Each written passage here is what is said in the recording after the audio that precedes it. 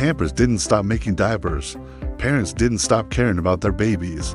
And yet, Pampers slowly lost millions in sales and something far more valuable than money: trust. And it didn't happen because of a competitor. It happened because of one decision Pampers made themselves. For decades, Pampers wasn't just a diaper brand, it was the default choice. Hospitals used Pampers. Doctors recommended Pampers. New parents bought Pampers without comparison, not because it was the cheapest, but because it felt safest. Pampers didn't sell diapers, they sold peace of mind. For parents, diapers are not a normal product.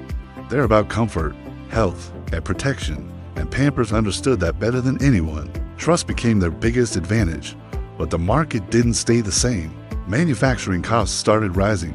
Raw materials became more expensive. Inflation hit consumer goods. At the same time, a new threat appeared: cheaper diapers. Retail giants like Walmart, Target, and Amazon started selling their own private label brands. They were cheaper, they looked similar, and they promised the same basic function. Parents who once bought Pampers automatically started checking prices, comparing options. Pampers now faced a critical choice: raise prices or cut costs. They chose to cut costs. There was no big announcement, no press release, no public explanation, but quietly, Pampers made changes. Materials were adjusted, absorbency designs were modified, manufacturing processes were optimized.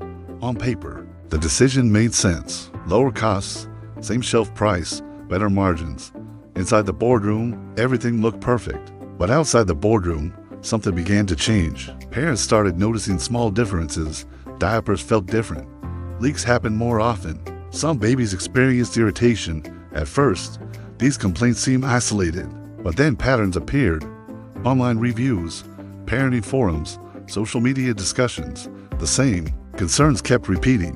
And here's the problem with trust-based brands. Once doubt enters the picture, customers don't complain, they experiment.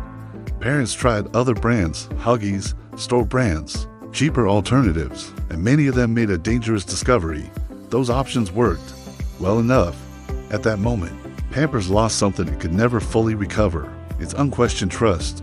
Pampers didn't collapse overnight. There was no dramatic crash, no headline declaring failure. The damage was quiet, slow. Market share pressure increased. Discounts became more common. Brand loyalty weakened. Pampers was still a giant, but no longer untouchable. The company optimized the product on spreadsheets, but failed to measure emotional trust. And in this category, trust is the product. This story isn't just about Pampers. It's a warning for every trust-based brand. Healthcare companies, food brands, banks, baby products. When your product is tied to safety and responsibility, cost-cutting is never just a financial decision, it's a brand decision. And brand decisions don't always show their damage immediately. But when they do, the cost is enormous. Pampers didn't stop selling diapers, but they learned a hard lesson.